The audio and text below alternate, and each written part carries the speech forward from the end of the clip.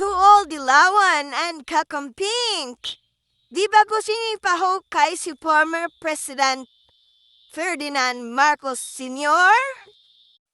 Now, ito na ang panahon para matupad ang inyong matagal ng kahilingan na walang karapatan ang isang diktador magnanakaw mga api sa karapatang pangtao na si Ferdinand Marcos Sr.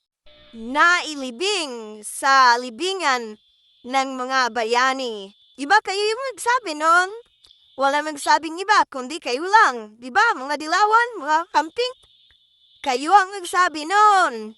Oh, ngayon, tuto pa rin na ni Inday Sara ang inyong kahilingan.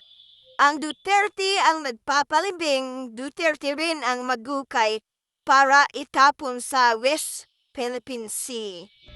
Diba? Nasaan kayo? Bakit kayo? Natakot kayo? Or nabayaran?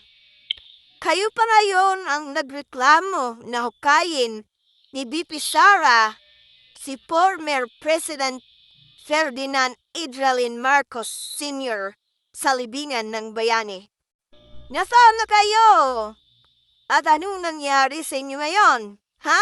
Kinakain nyo na ba yung mga tain nyo? Mga suka? Diba?